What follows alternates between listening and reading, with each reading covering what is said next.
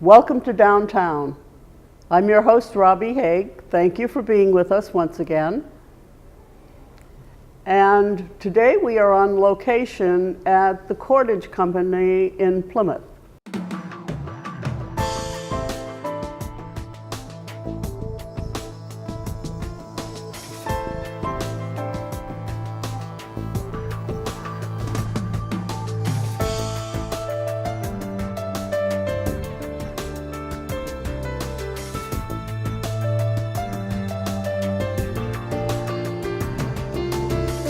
So today I am talking with Bill Rudolph at the Cordage Company in Plymouth, Massachusetts. And for those of you who don't know, the Cordage Company is where the rope came from in our wonderful town and country. And Bill. Throughout the world even. Throughout the world. Excellent. Well, Plymouth Cordage became the world's largest manufacturer of cordage. Cordage means rope and twine. A lot of people don't get the connection, but they had world recognition. They'd go into a port in the Mediterranean and see somebody that would have signs up for Plymouth Cordage Company, so it was all over the place. Wow. So it got started about what time? 1824. Okay. Born Spooner, who was a native Plymouthian. His father and mother were both direct descendants of the Pilgrims. Right after the War of 1812, he was in New Orleans. Why he was there, I have no idea, but he learned how to make rope, and he was very much against slave labor. He was an early abolitionist, and he felt that he could make better rope using free, meaning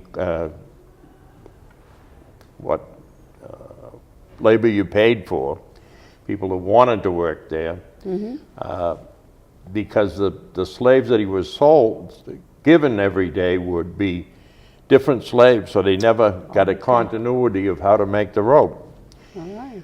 He came back to Plymouth with this feeling that he should use free labor, and he convinced 10 men from Boston and the South Shore to put up $20,000. Now this is 1824, so $20,000 was a lot of money in those days. And he picked this particular location in North Plymouth because there was an old grist mill on site that was now defunct, but he was going to use the water power from it to run the spinning wheels, which is part of the process of making rope. Okay. He started right off. He had bought this property before they even started the company, knowing this is where he wanted to be. So he started right off building a house for himself, which was now Davis's funeral home out front. Oh, okay. And a rope walk. Now a rope walk is a long, low building where they actually walk backwards making rope, spinning the rope. They take the yarn and then twist it into the rope itself. Eventually the rope walk became 1,600 feet long, which went all the way from the end of the pond to the next street. Wow. In 1947, they were doing everything mechanically, and they took the rope walk down. A portion of it, about 250 feet, they relocated to Mystic Seaport, where they were starting the Museum of Nautical America. Okay. And it's still in existence down there today.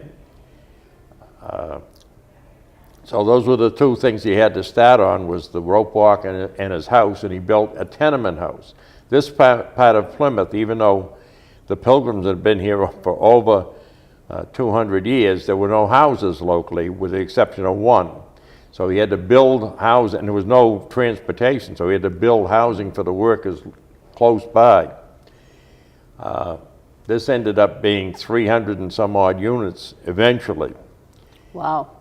But And he started off with how many people? excuse me? He started off with how many men? About 28 people. Really?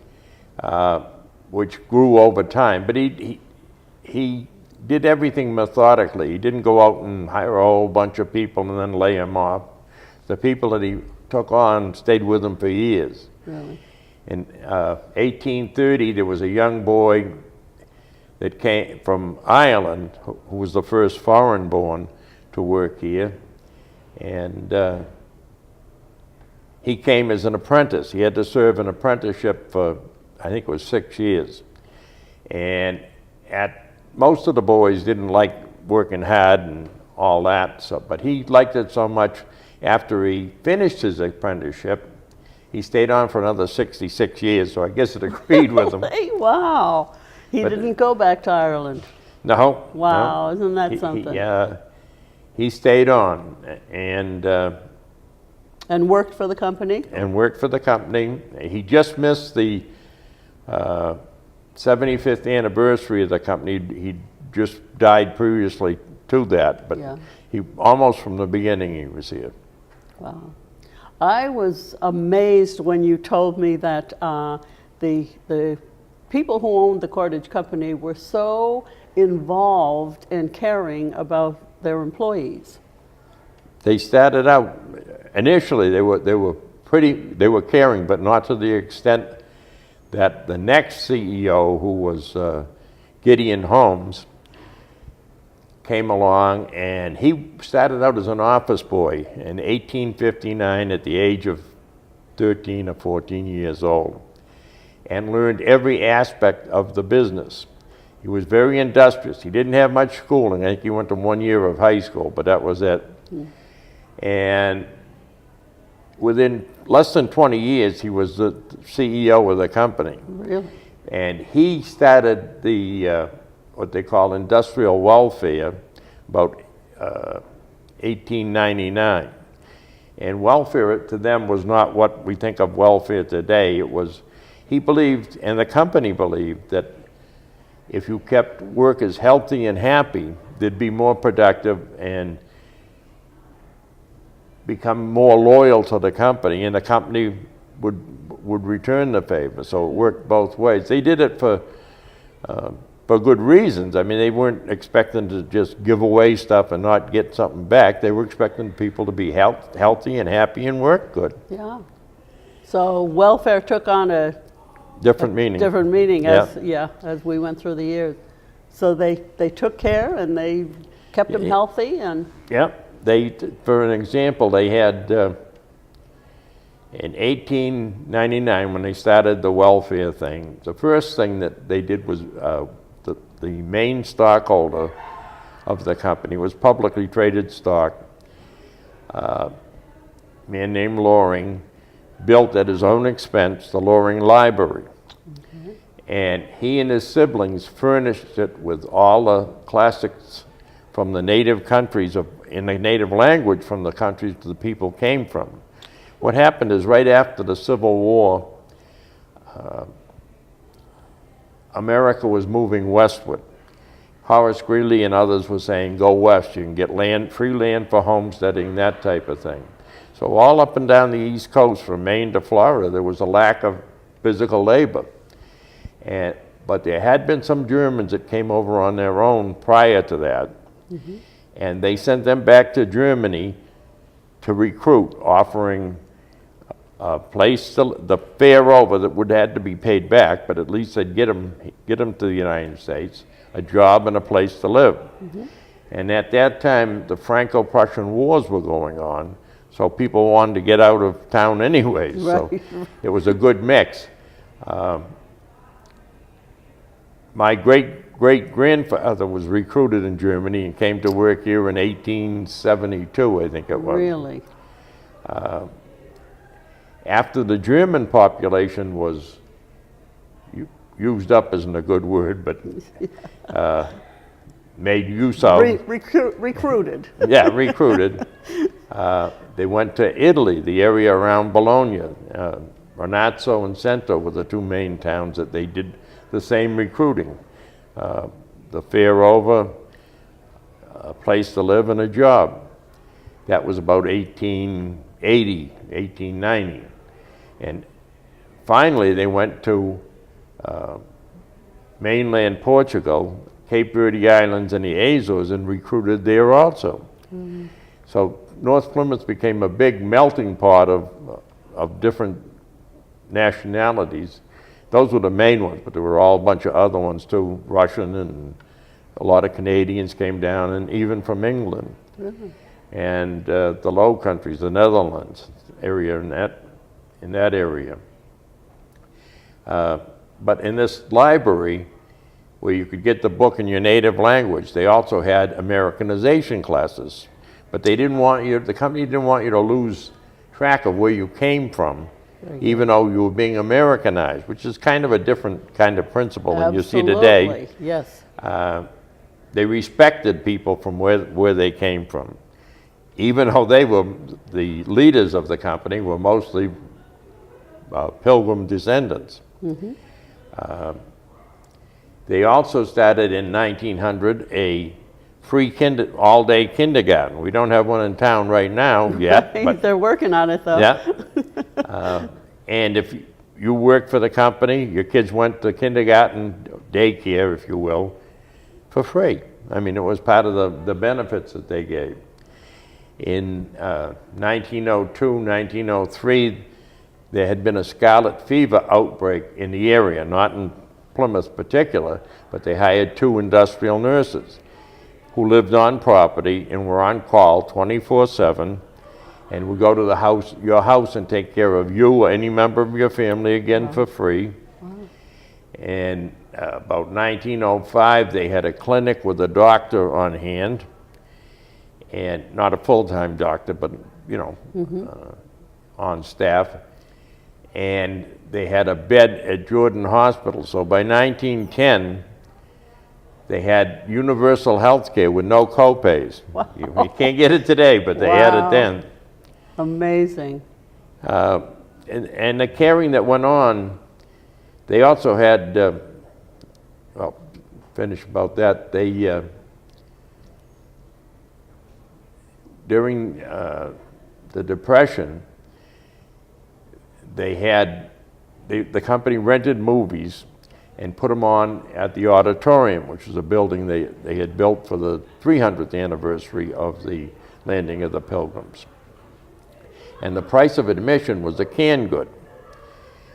The canned goods, they would then distribute to people who needed it the most. It was the first, I stopped to think, it's the first, what do you call it, when you have canned goods and then you distribute them? Yes. Yeah. There is a word. Yeah, well, anyway. Yeah. They were doing this in 1930. Now we've got them in all the towns with Right. food banks. Food banks, very good. We got it. Between the two of us, Bill. Yeah. They, during the same time frame, they closed down the Depression. They closed down the banks, so they couldn't go, the government did. So they couldn't go and get the payroll for the week. So they went to all the merchants in Plymouth and in Kingston and said, look, we can't get the money from the bank. You know us, we're good for it. We're gonna write a script similar to a check and issue it to the workers for their pay. You take it to the store you normally go to, and they'll honor it, and we will go, and the minute the bank's open, we will go and redeem them. So the shopkeepers were all for it too, with the exception of one company. I won't mention what company, but it was a national firm who said they couldn't do it because they were national and they couldn't be involved. They probably lost lots of customers because of it, but Sure. I mean, that's the kind of caring they had for their workers. And even though their business was way off, they made sure that whoever made the most in the families, whole families would work here. So if it was the mother, the father, one of the kids, whoever, that person they stayed on, so there'd be at least one good income coming into the home. Very good. And you did have women working here. Oh, women worked here starting in 1838, I think it was. They had women working on the spinning rooms. Oh, okay. And of course, therefore, the need for the kindergarten. Yeah. Yeah. But when they put it into effect for kindergarten for all, it was, there were more and more women came in, of course. Sure. So you had people from many countries working here. Right. Did they get along well together? I've never heard of any disputes amongst them. I'm sure there was something, but nothing of serious nature. Very good. I think it was a religious thing that the Portuguese and the Italian people stayed pretty much together. They were pretty close with the church. Yeah. And the Protestants were just too disorganized. They belonged to all kinds of, there's so many different denominations of Protestants that Right. they didn't quite hold together as well. But even today, they have the Holy Ghost Festival in North Plymouth when they close down the streets for a day and Really? parade up to their Yeah. place. And those traditions keep on going. But, And I get the impression too that in caring for their employees, the fees that they were paying for their houses and so on were not so exorbitant that they couldn't afford them. no, they were very, very reasonable. And they had whole hordes of workers that worked just on the houses. Okay. They, every so many Maintenance. years, they would repaint your house, repaper the wallpaper, do over the wallpaper. They had company plumbers, they had company electricians, company carpenters. You had something wrong with the house, Wow. they came to the house and took care of it for you. Wow. And, there were add-ons too. If you wanted a garage, it was another $1 a month. Oh, really? Yeah. Things have changed. Yes. Up until the welfare things took off in 1899, they had mostly row houses. And they could be 4, 6, 8, 12 houses in a row, party walls in between. In 1899, they felt that if people had more pride in where they lived, again, they would feel better, work better, all that. So they built, for the common worker now, duplexes with a front yard big enough for a flower garden, and you had to have flowers. It had to be Really? well maintained. That part was on you. You had to do it. But they also gave cash prizes for the best flowers and all that at the Really? annual Labor Day fair. So there was a stimulation for that too. Very good. And So the they back- worked with the people, Oh, yeah, really. correct. Yeah. And the backyard had was big enough for a vegetable garden and a chicken coop. And again, there were cash prizes every year for the best vegetables, the largest pumpkin or whatever, Yankee ingenuity. Yankee ingenuity. I guess. Yeah, I like to say Yankee ingenuity and European craftsmanship went together. Very That's good. what made them. Had a countrywide recognition by 1900 by advertising. They had direct mails that went out. They had all kinds of incentives for people to buy their product, and they came up with a rope you can trust, because so many people, their lives depended on the rope, whether it was fishing or climbing trees or oil well derricks or whatever was going on, and they made ropes for all different. Whatever kind of rope you needed, they'd make one for you. They had the first in the country laboratory where they employed chemists from MIT to develop different kind of ropes.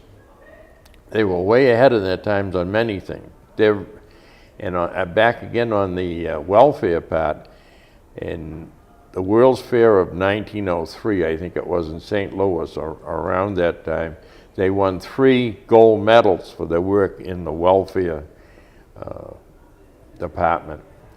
And the fellow that was in charge of the welfare, William E.C. Nasro, was so well thought of when they started doing the work on when the country took over doing the Panama Canal. He was asked to take leave from the company and go down there and set up the housing and stuff in Panama. He did it. He was very happy to get back to Plymouth, and he stayed on here for another 30-odd years. Where did they get the raw materials for the rope? Initially, it was Manila, it was hemp from Russia. From Russia? Russia. They had, at the time, the best hemp that was going. And so in 1824, they started making rope, and that was the Russian hemp. By 1830, they were using Manila from the Philippines, which is a stronger fiber. And this is a plant they use for the rope. Is that true? Is it a plant? Yeah, initially, plants were the main supplier of the raw materials. 1930 or so, they started doing synthetic ropes, but the Manila came from the Philippines. It came from a wild banana plant. Really? And the next big thing, and that was good because you didn't have to tar the rope. The hemp, you had to put tar on to keep it from breaking down with the salt water. Manila didn't need all the care that the hemp did. Mm-hmm. I don't think it's common for people to think that rope comes from a plant or a leaf, or I find that fascinating. Has to come from somewhere, right? It does, yes. Those were the main things for making rope. When they got into the twine business, and they were big in twine for the machines that McCormick developed for cutting and packaging the wheat and things of that nature. Mm-hmm. They used a plant, sisal and henequen, that comes from a cactus-like plant. And that grows mainly in all over the world, but mainly for here, what came from the Yucatan Peninsula. And also from Haiti and Cuba, where the company had their own plantations there to keep their supply up. And these people from the university who were testing for the strongest rope, they had to have been able to go to these countries or to find where the best raw materials were. Well, they had their own crew separate from that all they did is buy fiber. And they would go, Mr. Cheney was one of the big ones, and he went all over the world and to the different plantations, because even the different plantations would have different grades of fiber. Okay.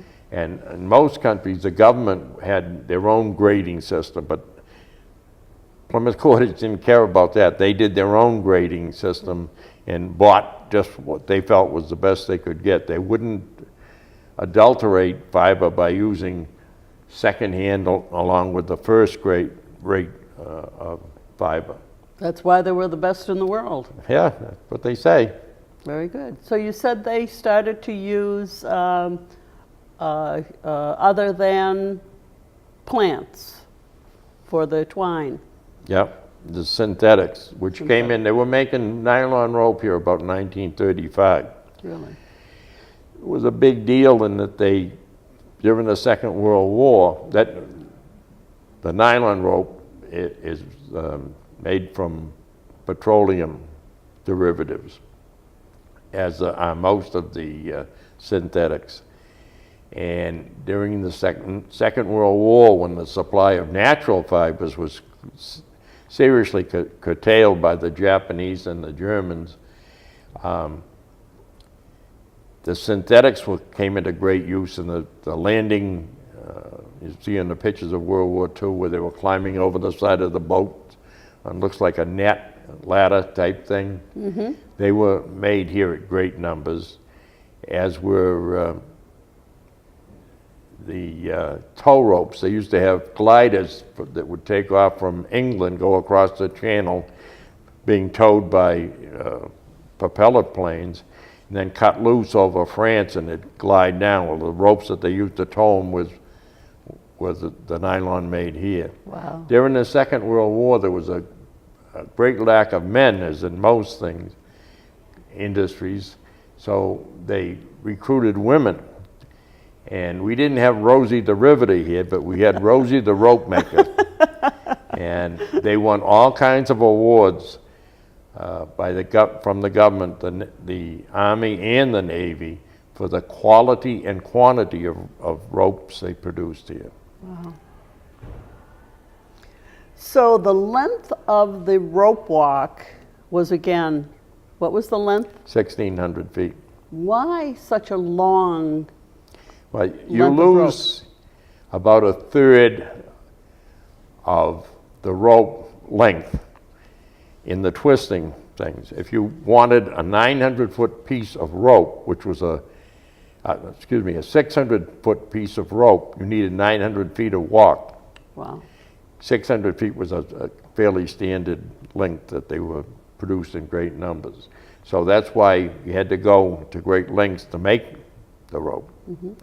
That all changed in the late 1800s when, in a room the size of where we are here, you could make a machine, put in a machine that would take the raw fibers after they were prepared, go into the machine on one end and a rope would come out the other end. Wow. And that's what was the end of the rope walk, because they could do it all by mechanically instead of going with the handmade stuff. Wow.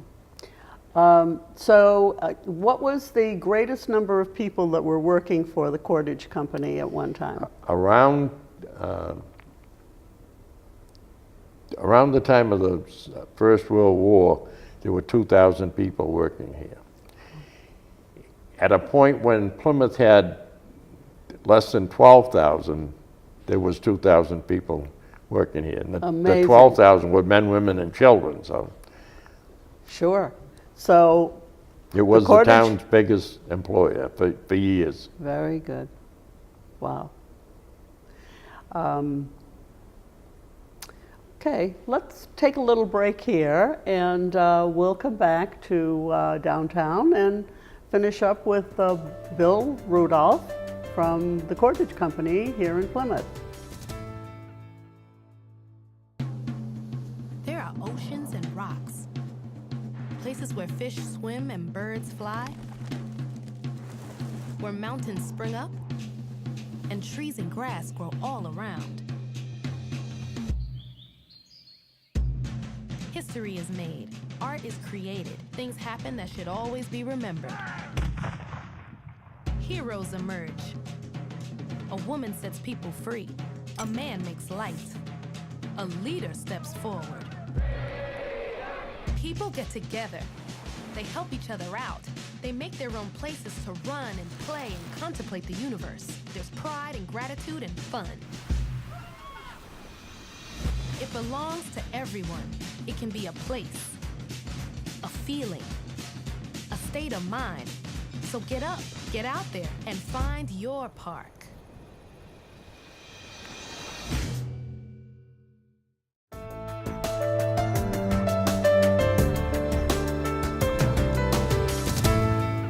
Welcome back to downtown. We are continuing to speak with Bill Rudolph on location here in Plymouth, and Bill Rudolph is part of the Cordage Company.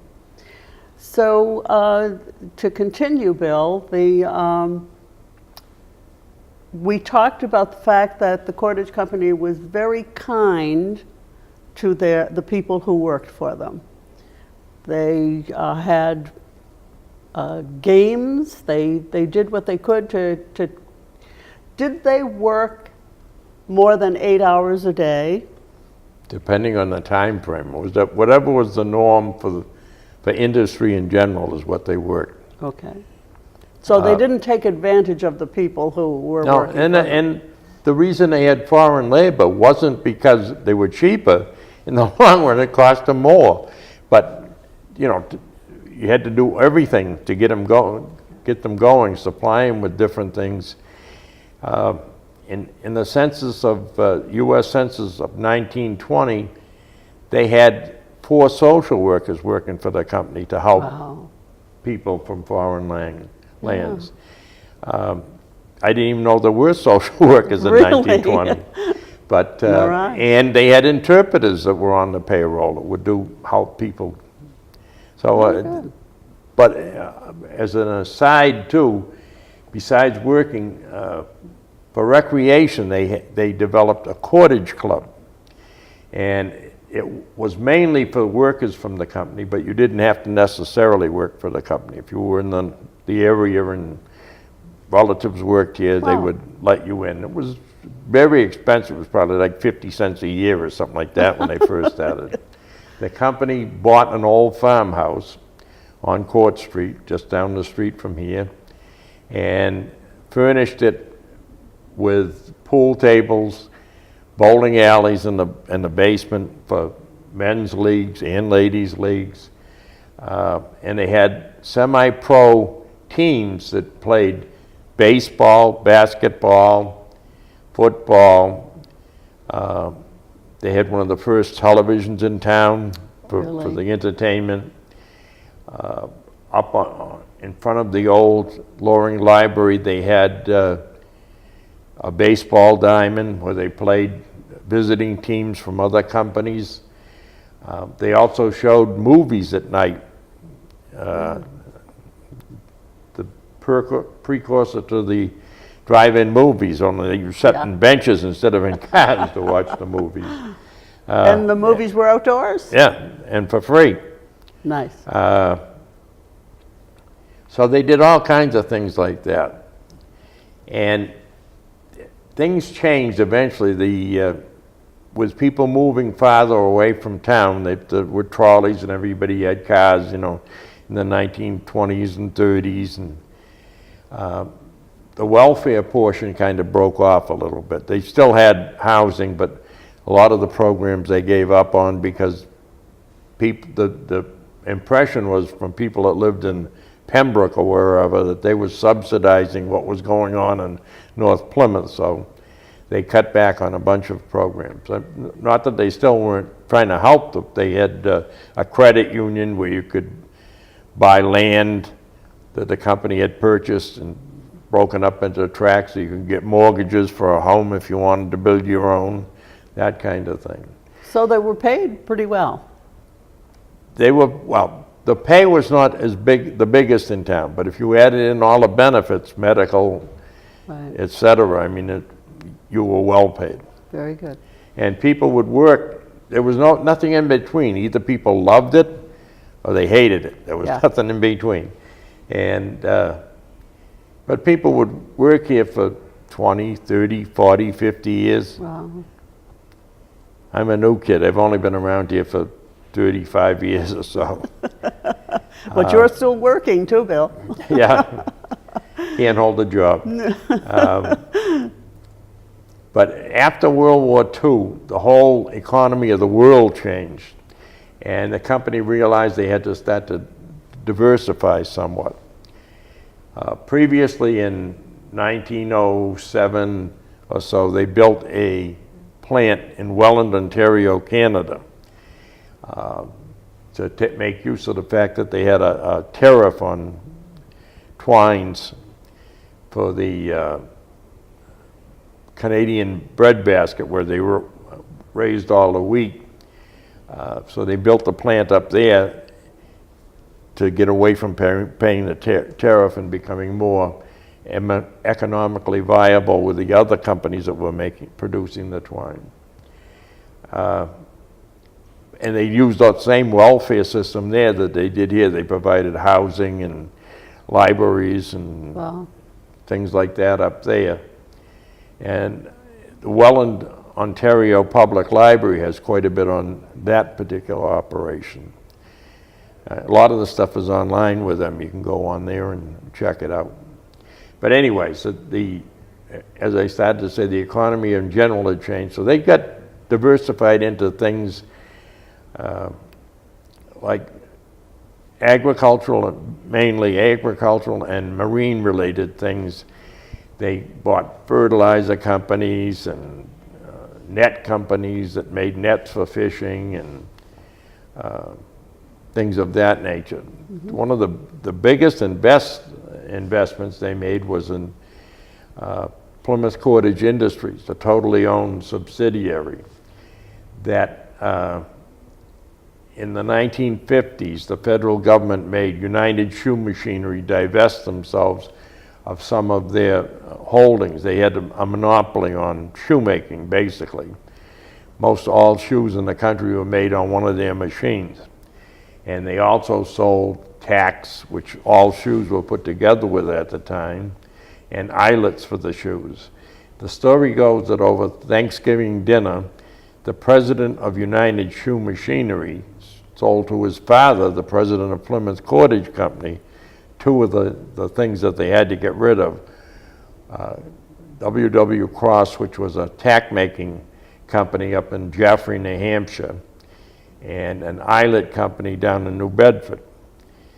And they continue to date to still be manufacturing and selling things, although not under different ownership, but the same, some of the same people that worked for Plymouth Cordage Industries still work for that company. So Plymouth Cordage Industry was a profit-making organization? Yes. And it was owned privately? No, it was owned by Plymouth Cordage as a totally owned subsidiary. Okay. Now it's a private thing. Oh, okay. But anyways, they were all the different things they did, they became very successful. One of the problems was, what you talked about, Yankee ingenuity. The company was still run by a number of Pilgrim descendants. And in 1965, they had no mortgages on anything. They, along with the other companies, they had four companies that made, four locations, that made ropes. This was the largest, comprising 1.5 million square feet of buildings on 74 acres of land, Wow. not counting the housing. They had one in Welland, Ontario that they built in the early 1900s, which was 170 acres, and I don't know how many feet of building. They had one in Dartmouth, Nova Scotia, Consumer Cordage, and they had one in New Orleans, the same plant where Bourne Spooner had originally learned how to make rope. Ah, very good. They probably bought You that bought out them of, out. yeah. But in 1965, with no mortgages on anything, which was one of their biggest problems, because if they had debt, they would probably still be in business. But with no mortgages, they bought all the raw material for the next year's production for the 4 plants. They paid dividends to the stockholders, bonuses to the workers, and they still ended up with $18 million in surplus cash, Wow. beyond operating cash. Emhart Corporation from Connecticut found out about it, did a hostile stock takeover, and that was the end of the company. Wow. This particular plant they sold to Columbia Rope from Auburn, New York, who came and operated it as a division of their operations till they used up all the raw material. So Plymouth Cordage stopped making rope here in 1965. Columbia Rope continued to make it until 1971. They had been the second largest rope maker in the world, and they, of course, became the first when they took over Plymouth Cordage. It was quite devastating. A lot of the people that worked here didn't know what happened. You know, there was just no job, nothing going on. Who would ever think that because they paid their bills, they lost the company? Amazing. I think a lot of people don't look at it that way today. I mean, they're not going to be taken over.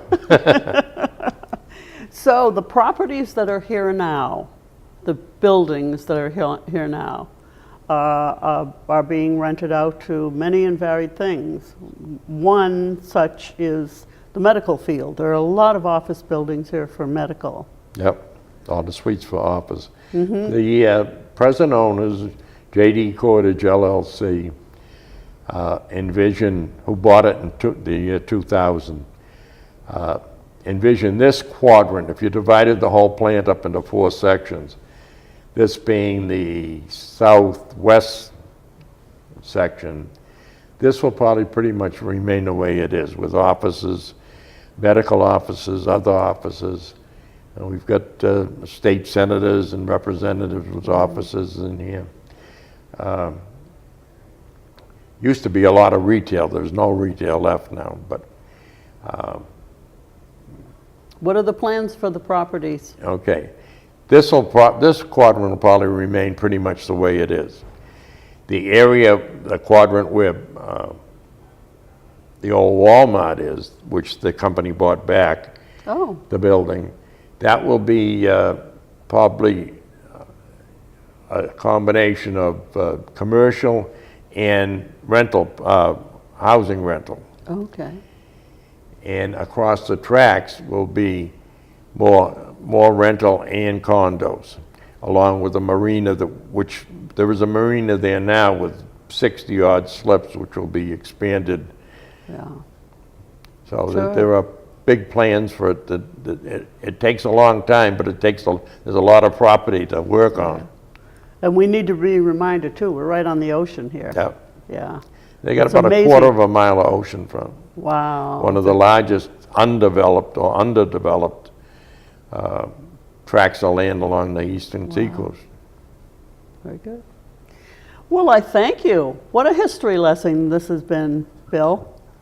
I'm I glad thank you for- liked it. Oh, I like it very much. I'd like to get people to know about the Cordage and how important it was, and to come visit our museum. It's free. And Can't it's, beat the price. it's open weekends, am I correct?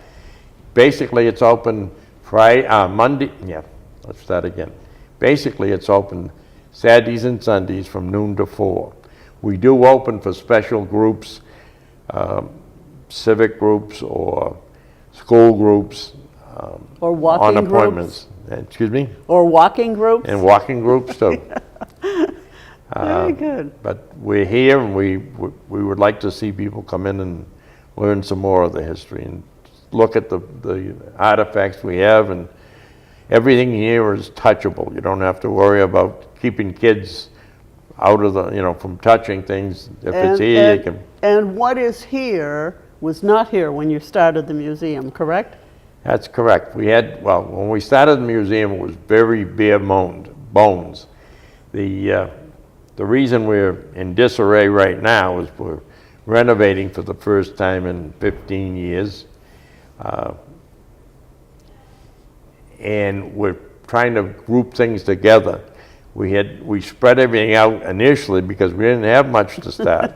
But most every weekend now we have people come in and donate different things. It may be a small work badge, it may be a hunk of rope, it may be some old books, but Excellent. it keeps expanding.